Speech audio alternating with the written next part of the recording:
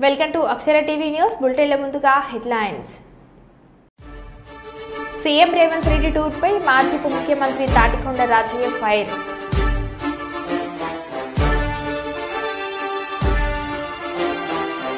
ప్రతి నియోజకవర్గంలో 3500 ఇందిరమ్మ ఇళ్ల నిర్మాణం మంత్రి పొంగులేటి.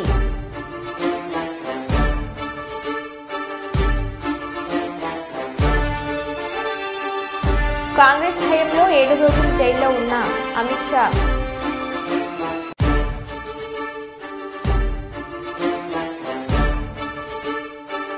అనంతపురం శ్రీ సత్యసాయి జిల్లా కదిరిలో దారి తప్పిన మహిళా డిగ్రీ కళాశాల ప్రిన్సిపల్.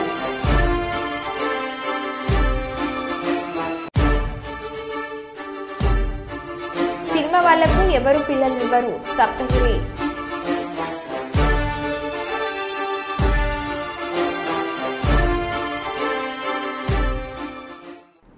ఇక వివరాల్లోకి వెళ్తే, తెలంగాణలో ఇష్టం వచ్చినట్లు మాట్లాడే వ్యక్తులు జర్నలిస్టు ఎలా అవుతారని ప్రశ్నించారు రేవంత్ రెడ్డి. ప్రస్తుతం గుర్తించిన పత్రికలు, మీడియా సంస్థలు, అక్కడ పనిచేసే ప్రతినిధులు జర్నలిస్టుల లేక కుటుంబాలపై ఇష్టం వచ్చినట్లు మాట్లాడే వాళ్ళు జర్నలిస్టులు అని ప్రశ్నించారు.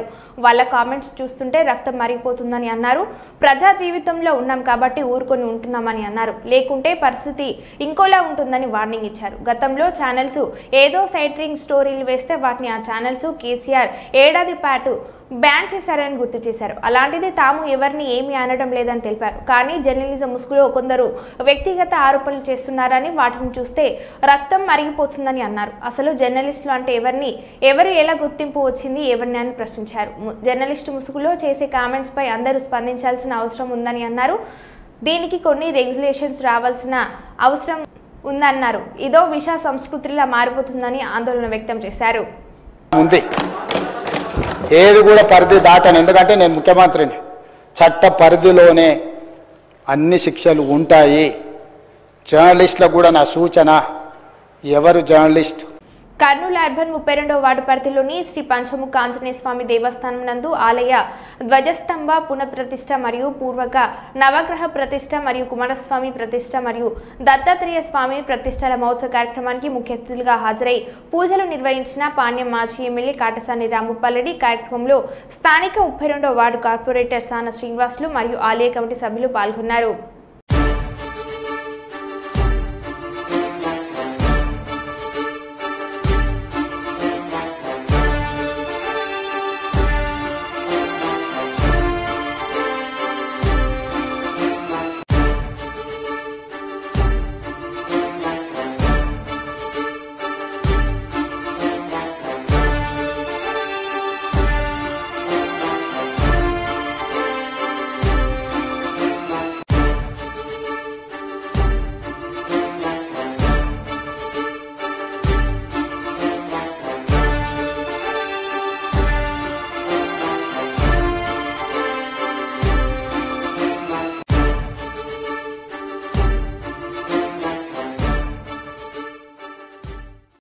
లక్షేటిపేట మండలంలోని వెంకట్రావుపేట గ్రామంలో ప్రభుత్వ పాఠశాలలో ఏర్పాటు చేసిన ఆర్టిఫిషియల్ ఇంటెలిజెన్స్ ప్రోగ్రాం కార్యక్రమంలో పాల్గొన్న మంచిర్యాల జిల్లా కలెక్టర్ శ్రీ కుమార్ దీపక్, మంచిర్యాల శాసనసభ్యులు శ్రీ కోకిరాల ప్రేమ్సాగర్. అనంతరం కంప్యూటర్ తరగతి గదిని ప్రారంభించిన జిల్లా కలెక్టర్ కుమార్ దీపక్, ఎమ్మెల్యే ప్రేమ్సాగర్ రావు. ఈ సందర్భంగా ఎమ్మెల్యే ప్రేమ్సాగర్ రావు ఘనస్వాగతం పలికిన ఉపాధ్యాయులు, విద్యార్థులు, కాంగ్రెస్ పార్టీ నాయకులు, కార్యకర్తలు ఈ కార్యక్రమంలో పాల్గొన్నారు.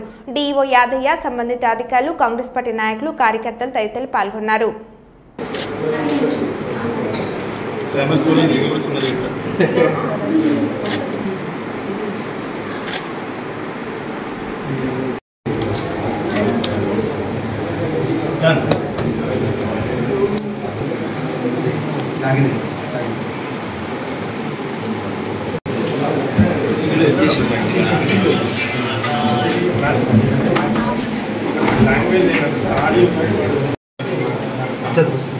నేను రోజు బడికి వెళ్తాను.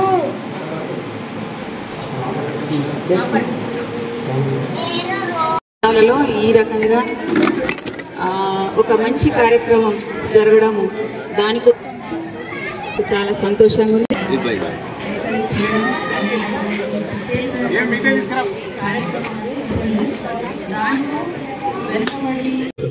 ఇది మొదటిది. రెండోది బోర్ వాటర్ చూసినది కూడా సుమారు ఆర్డబ్ల్యూఎస్ మీద ఇద్దరు వస్తారు. వాటర్ తీసుకొని చెక్ చేసి వాటర్ మంచిగా ఉంటాయి ఫ్లష్ అవుట్ చేసి మీకు మళ్ళీ స్కూల్ రిఓపెన్ లోపల వాటర్ ప్లాంట్ 150 మంది పిల్లలు ఒక స్టాఫ్ తెచ్చిన 300 మందికి ఎంత అవుతుంది water drinking water direct plant పెట్టిస్తుంది. ఏ ఇబ్బంది ఏది పోకుండా గ్లాస్ పెట్టి పడినప్పుడు ఇక మూడోది ఫ్లోరింగ్ చూసి భయానకంగా ఉంది ఫ్లోరింగ్ అది కూడా తీసి రిప్లేస్ చేయడం చెప్పి సంబంధిత అధికారులు చేసి ఈ 3 పనులకు ఇంకా ఇంకోటి చెప్పిన వాష్రూమ్ ఉన్నాయి కానీ బాత్రూమ్ ఉన్నాయి కానీ బయటికి పోయి తక్కువలేదు బయటికి నీళ్ళు పోయే అవకాశం అది కూడా చూసి అది కూడా చేసి కుదరపోతే దానికి కూడా ట్యాంక్స్ తీసుకెళ్ళి పని చేస్తాను ఇబ్బంది లేదు. ఈ 4 పనులు మీకు స్కూల్ రిఓపెన్ కన్నా నెల రోజుల ముందు రెడీ అధికారులు చెప్పి పని చేసి వచ్చేపోతారు. నెక్స్ట్ చేయండి మనకు 70% ప్రాబ్లమ్ సాల్వ్ అవుతుంది. ఈ లంచ్ స్కూల్ లంచ్ మనకు you can give proper and temperature maintainable and quality food nothing like you can strength will increase. తప్పకుండా మా సైడ్ ఇంకేమన్నా చెప్పండి స్టూడెంట్కి ఇబ్బంది చెప్పండి. మీకేమైనా ఇబ్బంది ఉన్నా పిల్లలు ఇబ్బంది పెట్టినా గ్రామస్తులు ఇబ్బంది పెట్టినా ఏది ఇన్ఫ్రాస్ట్రక్చర్ అనుభవం చెప్పండి కూడా వస్తుంది తప్పకుండా చేస్తాం. విద్య ఒకటి వైద్యం ఒకటి ఇది నిరంతరం అడిగి కంటిన్యూస్ ప్రాసెస్ ఆగదు. రోజు మారుతుంది ప్రపంచంలో మార్పులు వస్తాయి. ఆ మార్పులు అనుగుణంగా మనం మార్పులతో మనం పరిగెత్తితే ఉంటాం. మనకు చాలా కాకపోతే మనం డిఓ గారికి వేదిక మీద ఉన్న అందరికీ ఈ ప్రోగ్రాంలో పాల్గొన్న అందరికీ నమస్కారం. సో ఈరోజు FLN అంటే ఫౌండేషన్ లెర్నింగ్ అండ్ న్యూమెరిక్ సంబంధించిన అంటే అక్షరాలు ఎట్లా చదవాలి నంబర్ ఎట్లా నేర్చుకోవాలి దానికి సంబంధించిన ఇప్పుడు ఆర్టిఫిషియల్ ఇంటెలిజెన్స్ నుంచి స్టార్ట్ అవుతుంది. ఆర్టిఫిషియల్ ఒక పెద్ద నేమ్గా కనిపిస్తున్నాయి కానీ చాలా సింపుల్ కాన్సెప్ట్ ఉన్నాయి. చాలా సింపుల్ కాన్సెప్ట్ ఎట్లా అంటే సపోజ్ ఒక చిన్నపిల్లలు ఉన్నారు వాళ్ళకు ఒక కంప్యూటర్లో ఇస్తున్నాం దానిలో లాంగ్వేజ్ 2 రకాల language English and Telugu and numerics mathematics ఉంటుంది. సో ఎట్లా ఉంటుంది అంటే సపోజ్ లాంగ్వేజ్ సెలెక్ట్ చేస్తారు వాళ్ళకి ఒక సెంటెన్స్ వస్తుంది వాళ్ళకి వర్డ్ వస్తుంది. ఆ వర్డ్ వాళ్ళు ప్రొనౌన్స్ చేస్తారు. ఆ ప్రొనౌన్స్ కరెక్ట్ చేశారా మిస్టేక్స్ ఉంది ఆ వర్డ్కి ప్రొనౌన్సియేషన్ ఎట్లా ఉండాల్సింది వాళ్ళు క్లిక్ చేస్తే తెలుస్తుంది. వాళ్ళు ఏం ప్రొనౌన్స్ చేశారు దాని మీద క్లిక్ చేస్తే 2 తెలుస్తుంది. సో వాళ్ళకి స్లోగా ఒకటి చేంజెస్ వస్తుంది. స్లోగా వాళ్ళకి ప్రొనౌన్సియేషన్ కరెక్ట్ అవుతుంది. సెంటెన్స్ చదవగలుగుతారు. సేమ్ మ్యాథమెటిక్స్లో ఫస్ట్ చిన్న ఎడిషన్స్ వస్తుంది. తర్వాత వాళ్ళు ఎంత డిఫైన్ అవుతారు డిఫికల్టీ లెవెల్ అట్లే ఇంక్రీజ్ అవుతుంది. దాన్ని బట్టి వాళ్ళకి లెర్నింగ్ అవుట్కమ్ కొంచెం మంచిగా వస్తుంది. సో రాష్ట్ర ప్రభుత్వం నుంచి ఫస్ట్ ఎన్రోల్మెంట్ పెంచాలి. తర్వాత క్వాలిటీ ఎడ్యుకేషన్ ఇవ్వాల్సింది. మీ అందరికీ తెలుసు కొంచెం టైం ముందు మనం టీచర్స్కి జాయినింగ్ లెటర్ ఇవ్వడం జరిగింది. ఇప్పుడు టీచర్ కుప్పం మున్సిపాలిటీలో టీబీ రోడ్డు వద్ద ఉర్దూ పాఠశాలలో కుప్పం మున్సిపాలిటీ కమిషనర్ అధ్యక్షతన ప్లాస్టిక్ను నిషేధిద్దాం పర్యావరణాన్ని పరిరక్షించుకుందాం అనే కార్యక్రమాన్ని నిర్వహించడం జరిగింది. ఈ కార్యక్రమంలో పాల్గొన్న APS RTC vice chairman PS Muniratnam, Kuppam municipality అధ్యక్షుడు రాజ్ కుమార్, గోపీనాథ్, సత్యేంద్ర శేఖర్. ఈ కార్యక్రమంలో APS RTC vice chairman PS Muniratnam మాట్లాడుతూ ప్లాస్టిక్ను నిషేధిద్దాం ద్వారానే పర్యావరణాన్ని పరిరక్షించుకోవచ్చని అన్నారు. స్థానిక నాయకులు మరియు అధికారులతో కలిసి కాటన్ సంచులను కుప్పం మున్సిపాలిటీలోని ఉర్దూ పాఠశాల పిల్లలకు పంపిణీ కాటన్ బ్యాగ్లను వినియోగించుకోవాలని ప్రజలకు సూచించిన APSRTC vice chairman PS Muniratnam ఈ కార్యక్రమంలో మున్సిపల్ తెలుగుదేశం పార్టీ నాయకులు మరియు కౌన్సిలర్లు, పాఠశాల ఉపాధ్యాయులు, మున్సిపాలిటీ సిబ్బంది తదితరులు పాల్గొన్నారు. కమిషనర్ గారు, సిబ్బంది మరియు ఇక్కడ కౌన్సిలర్స్ కానీ ఇక్కడ తెలుగుదేశం పార్టీ ముఖ్య నాయకులు అందరూ కూడా కలిసి ఈ ఆంధ్రప్రదేశ్ అదేవిధంగా భారత ప్రభుత్వం తలపెట్టినటువంటి కార్యక్రమం ప్రతి 3వ శనివారం ఈ కార్యక్రమాన్ని చేయాలని గౌరవ ముఖ్యమంత్రి గారు చెప్పారు. కాబట్టి ఇందులో భాగంగా మేమందరూ కూడా కుప్పం ఉర్దూ పాఠశాలలో ఈ శుభ్రం చేసే కార్యక్రమంలో పాల్గొన్నాం.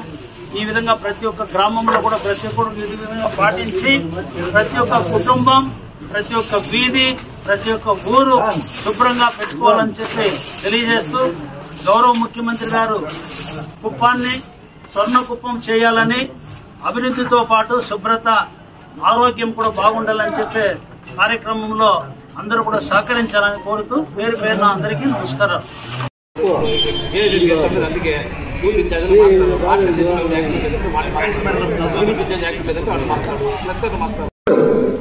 దేశమంతా కూడా మన ఊరు వైపు చూడాలా, స్వచ్ఛ కుప్ప వైపు చూడాలా. ఎందుకంటానంటే ఈ మాట స్వర్ణాంధ్ర స్వచ్ఛాంధ్ర కార్యక్రమం గౌరవనీయులు పెద్దలు పూజ్యులు మన శాసనసభ్యులు ఆంధ్రప్రదేశ్ రాష్ట్ర ముఖ్యమంత్రి వర్యులు శ్రీయుత నారా చంద్రబాబు నాయుడు సారు, గౌరవ ఎమ్మెల్సీ గారు, పీడీ గారు, కలెక్టర్ గారు, మా గౌరవ కౌన్సిలర్లు, మా గౌరవ ప్రజాప్రతినిధులు, తెలుగుదేశం నాయకులు రాజకుమార్ గారు కానీ, గోపి సార్ కానీ, వెంకటేష్ సార్ గారు కానీ, పెద్దలు అందరూ కలిసి గౌరవ ముఖ్యమంత్రి గారి పిలుపు మేరకు మన వంతుగా కుప్పం పురపాలక సంఘంలో గత 7 నెలల బట్టి ఈ స్వచ్ఛాంధ్ర కోసం, స్వచ్ఛ కుప్పం కోసం ప్రయత్నం చేస్తూ ఉన్నాము. ఈ ప్రయత్నంలో గౌరవ ముఖ్యమంత్రి గారి ఆశయాలు నెరవేర్చడానికి మా యొక్క గౌరవ కౌన్సిలర్లు, మా యొక్క గౌరవ ప్రజాప్రతినిధులు, మా తోటి మిత్రులు, విలేకరులు, పత్రికా విలేకరులు, స్టేక్ హోల్డర్స్, నా శాలరీ వర్కర్స్, మేస్త్రులు, పురపాలక సంఘంలో ప్రజలు, స్టేక్ హోల్డర్స్, ఎన్జిఓస్ అందరూ సహకరిస్తున్నారు. వాళ్ళందరికీ నిజంగా వారి సహకారం లేదు ఈరోజు ఈ స్వచ్ఛ కుప్పం సాధ్యం కాదు. గౌరవ ముఖ్యమంత్రి గారి ఆశయం రాష్ట్రాన్ని స్వచ్ఛంగా చేయాలన్నారు. వారి యొక్క నియోజకవర్గం, వారి యొక్క ఆశయాన్ని ఈ నియోజకవర్గం ప్రారంభించవలసిన బాధ్యత ఇక్కడ కూర్చున్న నాయకులందరి మీద, నా మీద, నా స్టేక్ హోల్డర్స్, నా యొక్క వర్కర్ల మీద ఉన్నది. అందరూ కలిసి చేస్తున్నారు. ఈ రోజు స్వచ్ఛ కుప్పం 100% చేరిపోయాము. ఇంకొక 10% ఉన్నది. అంత బాగుందా? నేను ఒప్పుకున్న దానికి కూడా ప్రయత్నం చేస్తున్నాము. గౌరవ ముఖ్యమంత్రి గారి ఆశయానికి దగ్గరగా వెళ్తున్నాము. తర్వాత ఈ స్వచ్ఛాంధ్ర స్వర్ణాంధ్ర గురించి ఒకే ఒక విషయం చెప్తాను. స్వచ్ఛాంధ్ర డబ్బులతో పనిలేని వ్యవహారం. ప్రజలందరూ అవగాహనతో వాళ్ళ ఇంట్లో ఉత్పత్తి అయ్యే చెత్త పురపాలక సంఘ వాహనానికి హ్యాండ్ ఓవర్ చేస్తే అది స్వచ్ఛాంధ్ర. ₹1 ప్రజలు కానీ, ప్రభుత్వం కానీ, మున్సిపల్ కమిషనర్ గారు కానీ ఎవరు ఖర్చు పెట్టవాలి. స్వర్ణాంధ్ర అంటే దాని ఖర్చు ఉన్నది. స్వర్ణాంధ్ర అంటే ఏంటి? ఒక బిల్డింగ్ కట్టడం, ఒక పార్క్ ఏర్పాటు చేయడం, డ్రైన్స్ అన్ని కూడా కట్టడం. అస్సాంలోని డేర్గావ్లో లచిత్ బార్ఫుకన్ పోలీస్ అకాడమీ ప్రారంభోత్సవం సందర్భంగా శనివారం తన విద్యార్థి జీవితాన్ని అమిత్ షా గుర్తు చేసుకున్నారు. అస్సాంలో హితేశ్వర్ సైకియా ముఖ్యమంత్రిగా ఉన్నప్పుడు ప్రధాని ఇందిరాగాంధీకి వ్యతిరేకంగా విద్యార్థులంతా కలిసి ఆందోళన నిర్వహించామని అన్నారు. అప్పట్లో నన్ను 7 రోజుల పాటు జైల్లో పట్టారని తెలిపారు. నా పట్ల కఠినంగా వ్యవహరించారు, నాపై భౌతికంగా దాడి చేశారని కూడా అమిత్ షా అన్నారు. हम नारा लगाते थे, आसाम की गलियां सुनी है, इंदिरा गांधी खूनी है, और हम पर गुवाहाटी में डंडे लगाए थे. 7 दिन मैंने असम की जेल की रोटी भी खाई है. देश भर के लोग असम को बचाने के लिए यहां आए थे. वहां से लेकर असम ने लंबा आंदोलनों का दौर देखा है. असम की पुलिस अन्य राज्यों में ट्रेनिंग के लिए जाती थी. आज मैं असम सरकार को बधाई देना चाहता हूं. 8 साल में ऐसा परिवर्तन हुआ. ये लचित बरफुकन एकेडमी में 2000 पुलिसकर्मी गोवा और मणिपुर के ट्रेनिंग लिए हैं. हमारा असम शांत हो गया है. असम आगे बढ़ने के लिए तैयार हो गया है. असम विकास के रास्ते पर आगे बढ़ा है. జర్నలిస్టు ముసుగులో అసత్య ప్రచారం చేసే వారికి అసెంబ్లీ వేదికగా స్వీట్ వార్నింగ్ ఇచ్చిన తెలంగాణ సీఎం రేవంత్ రెడ్డి. జర్నలిస్టు కాని వాళ్లను క్రిమినల్ కిందకే చూస్తామని అంటున్న సీఎం రేవంత్ రెడ్డి. అందుకే అధ్యక్ష, తమరు కూడా అక్కడి నుంచి ఆదేశాలు ఇవ్వండి. దీని మీద చర్చ జరగాలి. మీడియా మిత్రులకు కూడా నేను అడుగుతున్నా, మీ సంఘాలు ఏవైతున్నాయో సంఘాల నాయకులను కూడా అడుగుతున్నా, ఎవరో జర్నలిస్టులు లిస్ట్ ఇవ్వండి. జర్నలిస్ట్ అనే పదానికి డెఫినేషన్ ఏందో ఇవ్వండి, ఆ లిస్ట్ ఇవ్వండి. ఆ లిస్టులో ఉన్నోళ్ళు ఇట్లా తప్పు చేస్తే ఏం శిక్షిస్తారో మీరు నిర్ణయించండి. ఆ లిస్టులో లేనోడు జర్నలిస్ట్ కాడు. జర్నలిస్ట్ కానోడిని క్రిమినల్ కిందనే చూస్తాము. ఆ క్రిమినల్స్ని ఎట్లా జవాబు చెప్పాలనో గట్లనే చెప్తాం. ముసుగేసుకొని వస్తే ముసుగు ఊడవికి బట్టలు గుడ్డలు ఊడదీసి కొడతా అని చెప్తున్నా. నేను తమాషా చేయొద్దు. నేను కూడా మనిషిని, నాకు చీమునెత్తురుంది. అన్నిటికీ బరాయించుకుంటే తప్పులని అన్నిటిని మోసుకుంటే ఏదో కుర్చీలు ఉన్నా కాబట్టి ఊరుకుంటా అనేమన్నా ఏషాలు ఏదలుచుకోరాం. అన్ని చట్టపరంగానే చేస్తా. చట్టాన్ని పరిధిని ఏం దాటను. ప్రతిదానికి ఒక శిక్ష, ఒక విధానం ఉంది. ఏది కూడా పరిధి దాటను, ఎందుకంటే నేను ముఖ్యమంత్రిని. చట్ట పరిధిలోనే అన్ని శిక్షలు ఉంటాయి. జర్నలిస్టులకు కూడా నా సూచన, ఎవరు జర్నలిస్ట్. అనంతపురం శ్రీ సత్యసాయి జిల్లా కదిరిలో దారి తప్పిన మహిళీ డిగ్రీ కళాశాల ప్రిన్సిపల్. హోలీ పండుగ ముసుగులో విద్యార్థులతో అసభ్య ప్రవర్తన. అమృతవల్లి మహిళా కాలేజ్ ప్రిన్సిపల్ ప్రవర్తనపై స్థానికులు ఆక్షేపణ. కళాశాలకు సెలవులు అయినప్పటికీ విద్యార్థినులను పిలిపించి ప్రిన్సిపల్ విద్యార్థులతో అసభ్యంగా ప్రవర్తిస్తున్న వీడియో సోషల్ మీడియాలో వైరల్. ఎవరు తీసుకున్నారో ఏమో అని అదే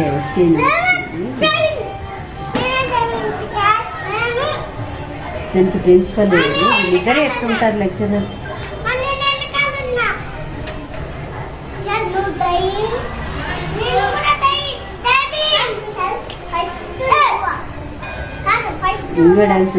చూస్తాను చేయని చూసాక ఎన్ని చపాతీలు కదా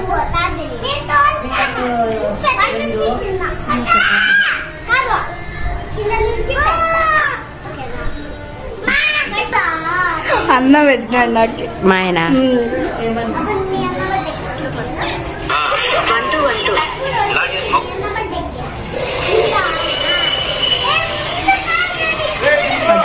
చూస్తాను అదే అదే అదే దోయడా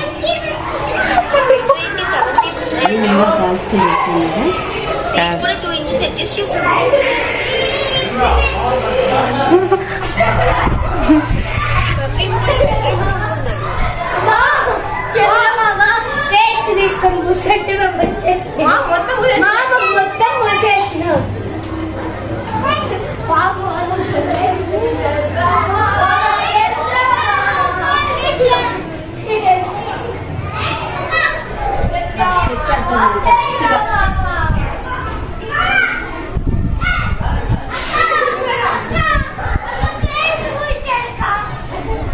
మమ్మీ నీళ్ళు పెట్టా నీళ్ళు పెట్టి పెట్టేశాడు.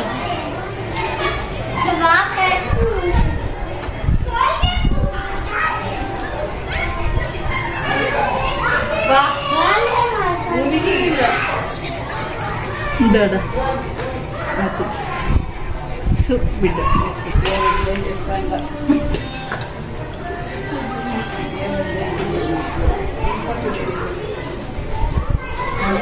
కాలేజీకి కావచ్చు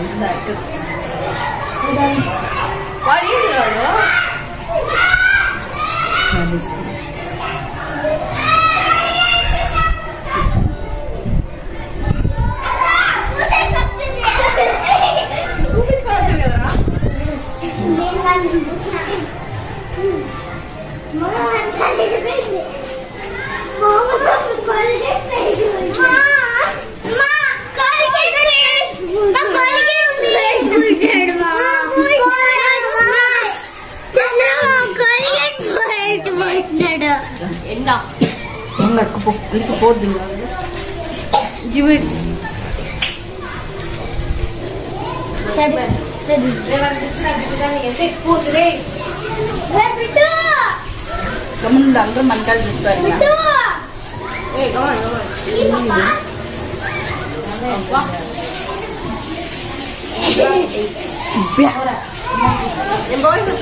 అప్పుడు అట్లే చేస్తున్నాడు.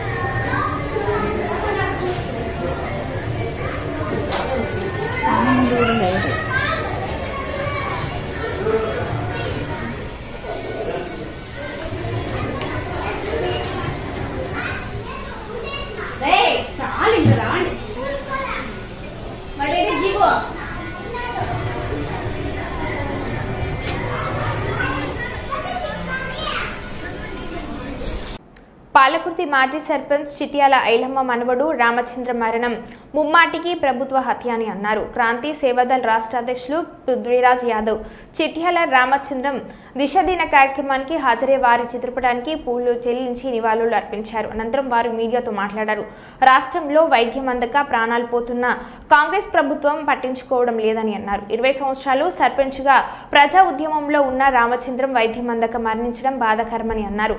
ఐలమ్మ స్ఫూర్తితో కొనసాగిస్తున్న స్థానిక ఎమ్మెల్యే కనీసం ఆ కుటుంబాన్ని పట్టించుకోకపోవడం దారుణమని అన్నారు. సర్పంచ్ ఉన్నటువంటి రామచంద్రం గారి ఇలా దినాలు ఆయన అనారోగ్యంగా దాదాపు ఒక 6 నెలల పైనుంచి ఉన్నాడు. ప్రభుత్వాలు ఎవరూ పట్టించుకోలేదు. చనిపోయి ఒక 5-6 రోజుల ముంగడ నేను కూడా ఇక్కడికి వచ్చిన తర్వాత ప్రభుత్వ పెద్దలకు ముఖ్యమంత్రి గారి దాకా కూడా తీసుకుపోయే ప్రయత్నం చేసినా మీరు కూడా అప్పుడు అందరూ ఉండే ఇక్కడ మీ మీడియా ద్వారా కూడా సమాచారం చేరవేయాలని చెప్పి చాలా ప్రయత్నం చేసినాము. వాళ్ళ దాకా సమాచారం పోయిందని అనుకుంటున్నాము.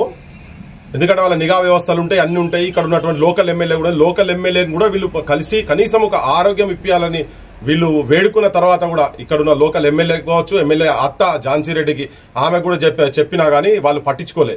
ఇప్పుడు ఈ నిమిషం చూసేందంటే సచినోళ్లే సంతాప సభలు పెట్టినట్టున్నది. ఇప్పుడు సంపినోళ్లే సంతాప సభ పెట్టినట్టున్నది. ఇప్పుడు సంతాప సభ ఆడ పెట్టిండ్రు. ఆయన కనుక కరెక్ట్ వైద్యం కనుక ఇచ్చి ఉండేది ఉంటే ఇంకొక 10-15 ఏళ్లు బతుకుతుండే రామచంద్రన్ గారు బతుకుండే. ఇది ఒక్కరి దగ్గర కాదు, తెలంగాణ మొత్తం అట్లే ఉన్నది. ఈ రాజకీయ వ్యవస్థ కూడా మొత్తం సర్వనాశనం అయిపోయింది. బతుకున్నప్పుడు బుక్కెడు నీళ్లు గొంతులో పోసిన పాపాన పోతలేరు కానీ సచినంకి వచ్చాడ పడిచీరలు కప్పిరాడు శవం మీద. అటువంటి రాజకీయ వ్యవస్థలలో మనం ఉన్నాము. దాదాపు ఏంటంటే కరెక్ట్ వైద్యం అందక 80% జనాలు అప్పుల పాలవుతున్నారు.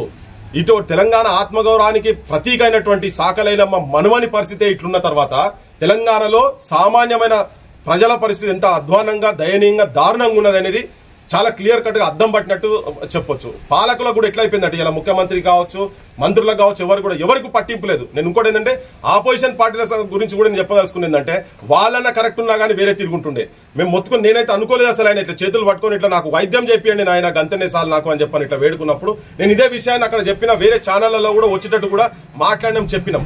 కానీ ఏంటంటే దున్నపోతు మీద వాన పడితేనే అప్పుడప్పుడైనా తోకుపుతుంది కావచ్చు కానీ అంతకన్నా దయనీయమైన దరిద్రమైన పరిస్థితిలో ఈ ప్రభుత్వాలు ఉన్నాయి. కేవలం వాళ్ళకు పొద్దుగా లేస్తే ఎట్లా పైసలు సంపాదించుకోలేదు, శవాల మీద రాజకీయాలు చేసుడు, శవాల మీద పేలాలు ఏర్పడు, పైసలు ఏర్పడు తప్ప ఇప్పుడు ఇది కూడా అసొంటి పనే.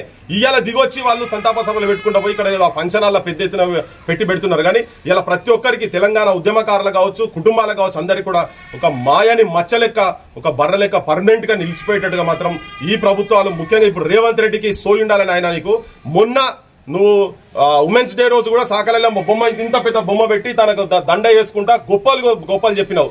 ఆ ఇంట్లో ఒక విమెన్స్ కమిషన్ మెంబర్ ఇస్తా అని చెప్పినావు, అది ఇయ్యలేదు. కనీసం ఆ రోజున గుర్తుకు రావాలి కదా ఈడ కుటుంబం ఉన్నదని చెప్పని పరామర్శించిన పాపనవలే. పరామర్శలు వద్దే అసలు మీరు తెలంగాణలో ఉచిత వైద్యం ఉచిత విద్య తప్ప ఈ తెలంగాణకు పరిష్కారం లేదు. నీతివంతమైన రాజకీయం తప్ప నేను ఈ ఇంటికాడ ఉండి చెప్తున్నా, నేను ప్రజలకు కూడా చెప్పదలుచుకున్నది ఏంటంటే దండం పెట్టి చెప్పదలుచుకున్నది మీరు ఓట్లు అమ్ముకోకండి దయచేసి.